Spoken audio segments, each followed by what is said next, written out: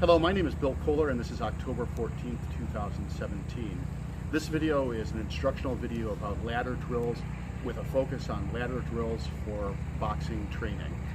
As you saw from the agenda, I'm going to cover three topics, and the first is the general benefits of ladder drills, and the second is specific ladder drills that are great for boxing training, and then the third is a demonstration of those specific boxing drills. So to begin with, the general benefits of ladder drills are many, actually, and for example, they're terrific for developing your footwork, obviously, and that's one of the main uses of ladder drills, but they have lots of other benefits.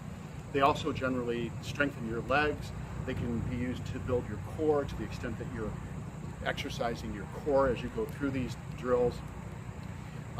They can be factored into high-intensity cardio resistance training in an effective way because they are plyometric and therefore they're cardio resistant training, and you can intermix them with others in a circuit in order to develop a circuit that exercises the explosive power energy system, and then to the extent that you prolong this exercise, it can have more of an endurance training effect. So you can really use ladder drill training to increase the capacity for each of the energy systems.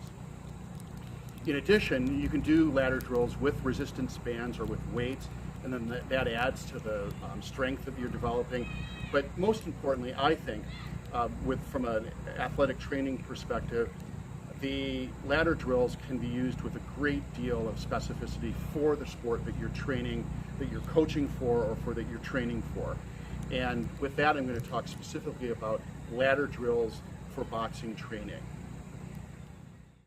And this is an exciting topic for me because ladder drills promise to advance a boxer in their training tremendously when taken seriously and when used systematically throughout a training program.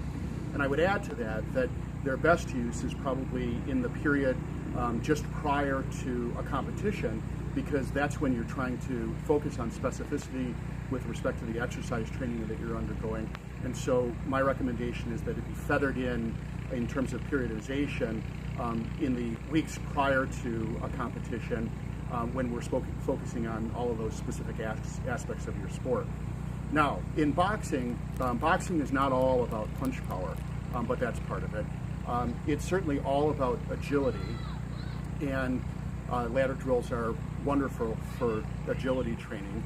But starting with punch power, in boxing, when you punch, you step in order to optimize the power of your punch. And so with a jab, which I just demonstrated, your power comes from the whole line of your body along this side and through your core, and emanating from your step. And so to the extent that we can add strength and agility to the step, then we're adding to a boxer's punch power. Now, in addition, again with specificity in mind, ladder drills can be tailored to arrive at the angle of rate of force development that we want to emphasize in boxing training. And so running is a linear exercise, and jumping rope is a linear exercise, meaning that you're heading in one direction. In ladder drills, if you want, and this is what I'm recommending, you can emphasize an angle that is appropriate for your sport, and that's angle of rate of force development. In addition, we can focus on strength shortening cycle. Now, in boxing, one of the examples of strength shortening cycle is throwing a ball. Of course, you wind up and then you pitch.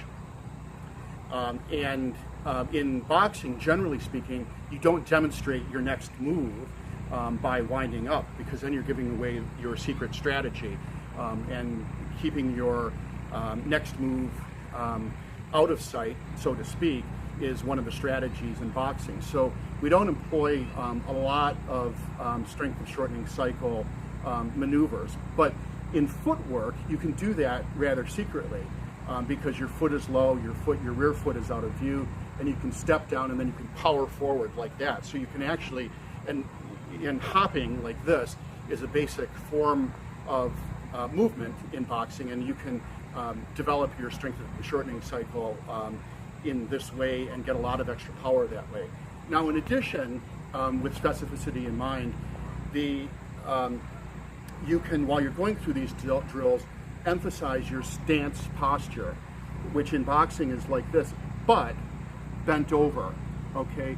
And this is one of the hardest things to master because it's counterintuitive for us to both fight and to bend over rather than fighting and standing up and displaying the full force of our body.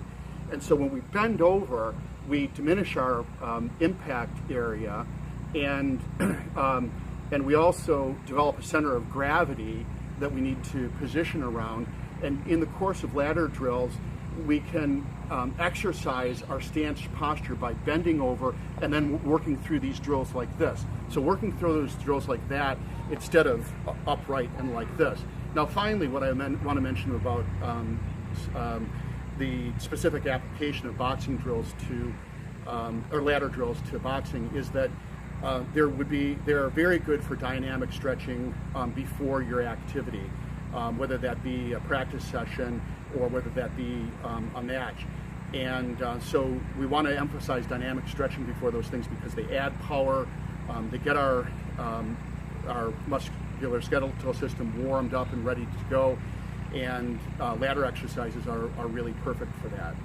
So with that, we'll move on to a demonstration of the specific boxing ladder drill exercises.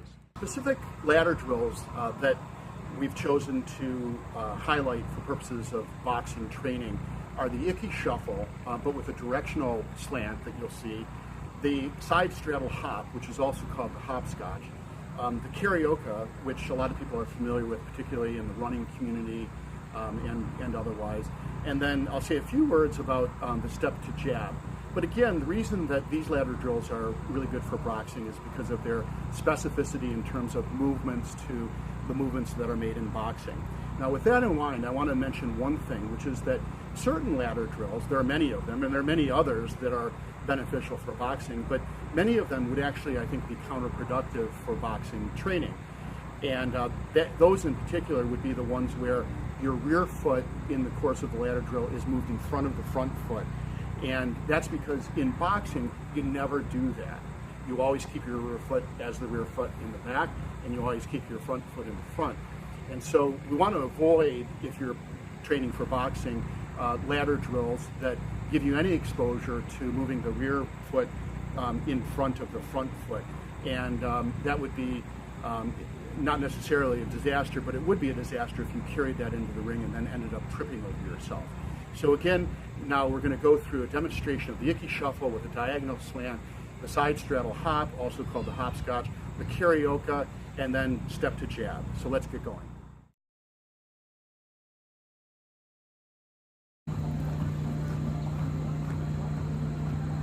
We're starting,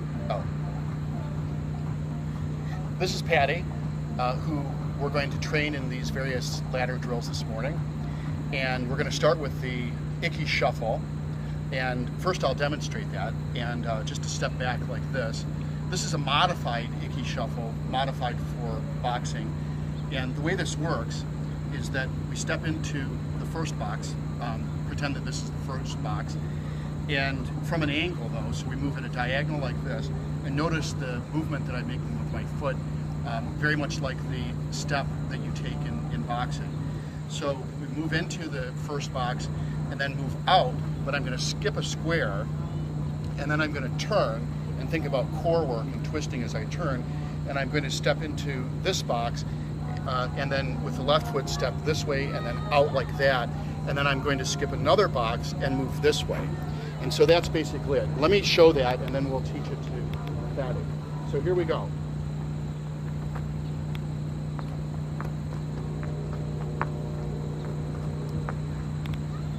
And that's it. Now Patty, come on here, and keep in mind, Patty's not a boxer, but she's a talented athlete. She's was a nationally ranked triathlete, and so she's obviously capable of doing this, but this will be her first time trying this kind of specific exercise. So Patty, again, remember, you're going to skip a box, and so your first step is going to be into here, and you're going to move diagonally so that you step here and then you step there in your second step, or that would actually be your third step. So and then you're going to move that way and skip another box and move that way. So why don't you give that a try and have a go at it.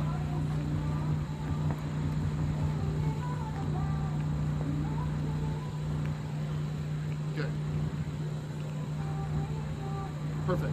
Now you can see there's no reason to accelerate your pace here when you're learning. The most important thing is to develop your technique in doing this. But the other thing is to find where in the exercise you're developing the muscles and the movements that are specific for your training. So to demonstrate again, here's where you want to keep the strength shortening cycle and the various specific movements that you make in a sport in mind. Move like this, move like that, move like that, move like this, and then keep it going like that. I kind of screwed that up a little bit, I apologize. But the idea being that mentally, this is important to emphasize, you keep in mind what you're training for your sport as you're going through a ladder drill, instead of just going through a ladder drill and without thinking about those kinds of things. So next we're going to demonstrate the side straddle hop. And you'll recall that I mentioned the importance in boxing of staying crouched or bent over while you're in your fighting stance. And so it's really helpful in our training to find exercises where we're able to practice bending over while we're exerting ourselves, and that's true of a modified side straddle hop. And so let me show this to you, and then we'll bring Patty through it. So a side straddle hop goes like this, but notice that I'm bending over probably more than you normally would during this kind of a ladder drill. And then I hop, hop back, hop, and hop back, hop, hop back, hop, hop back.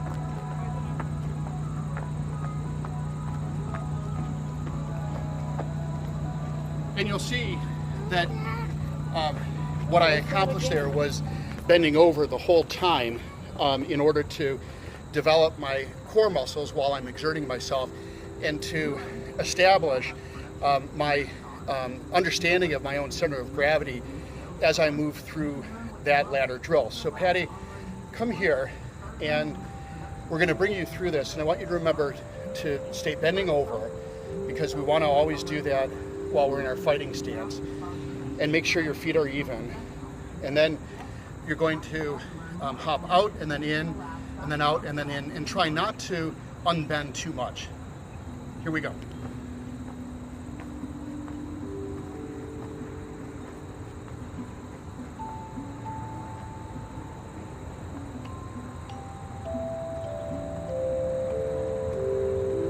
Great, you got it. Next is the karaoke. And you're having our backs reaching.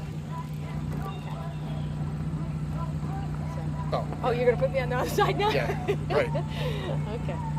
Now, the next ladder drill is the karaoke, but just as with the first and the second ladder drills, which were slightly modified for boxing purposes, I've modified this as well, and this is a really recent development actually for purposes of this project.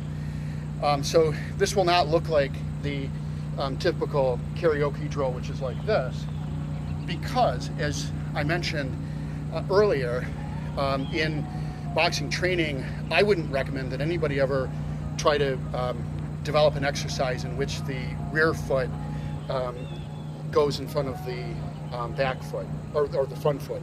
And that's actually what happens during a normal karaoke. So the way that I've modified this, and in a minute here, Patty and I are going to demonstrate this fully together, but it's to step to the left, rear foot behind to the left, front foot behind to the left, and then to twist, and then to take a step behind. So again, my rear foot is always staying behind, and then to make one step to the right, and then to twist again, and then to repeat. And what's interesting and can potentially be confusing about this is that it's essentially an asymmetrical exercise. It's just in that you take 3 steps and twist, and then you take another 2 steps and then twist, and then you repeat. But that's in order to not step in front of your front foot. And so Patty and I are going to demonstrate this together. And this takes a little bit of practice in order to master. But we're going to go 1, 2, 3, pivot. 1, 2, pivot. 1, 2, 3, pivot, like that. And this is an exercise where you can see that a longer ladder, and you actually don't even really have to have a ladder, but it would be beneficial because you can stretch that exercise out. Now this is one that I think is important because it involves a twist. And so it's inherently good for the core.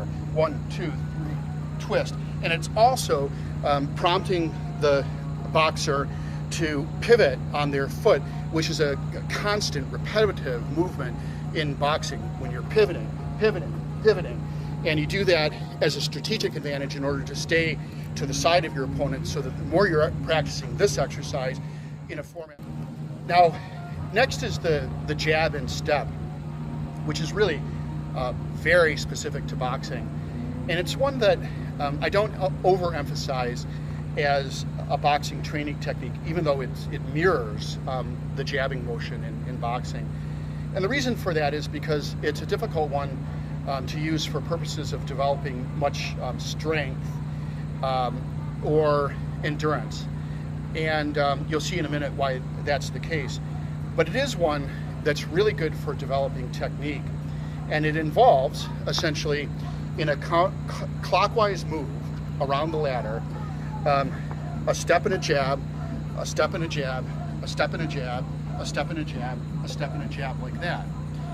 And you have to move in a clockwise manner, and this is specific to boxing also, because in boxing, you're always trying to move around your opponent clockwise in order to maintain strategic advantage. And so boxers will never really attempt to train very much at all in a movement like this. You could do that, and you might even consider doing that in order to kind of perfect it as another strategic advantage, an unexpected one. But what I recommend doing in this exercise is moving clockwise around like this, and it's just step and jab. And you see how I got the jab in there this time. And that's another beneficial aspect of this, which is that you can practice your jabbing routine also. So Patty, once again, if you would do us the honor of coming over. Remember, you're going to move clockwise, so this way. And you can start with just a step, and I recommend that because it's difficult if you're not a boxer to factor in the jab at first. And you want to step in and then step back. So you're really hopping back and forth. 1, 1, 1, 1, 1, 1, 1, 1. Go, go, go, go, go. Okay? Now, here, pivot around, just turn around. You're going to continue clockwise, and this time we're going to factor in the jab. So if you can, just hop and jab. And back, 2, 1, 2, 1, 2, good, 2, jab, 2, jab, 2. And you see there's difficulty in coordinating all this, but that's the point of training. You get it over time. Now, once again, you can see by the nature of this exercise, it's more technique oriented and less energy system training, less explosive strength training than the other things that we did. But it's a good one, and it's fun also. That's one of the things about the ladder drills, is that they're really fun. I mean, I think that a person who likes this can entertain themselves for hours doing this and come out really way ahead, athletically speaking. So I hope you've enjoyed this video. It's for you. It's so that you can advance in terms of your own athletic skills. And if you're a boxer, these are the ones to stick with. There's some more, but move forward and advance to the extent that you can athletically and make the most of it. Thank you very much.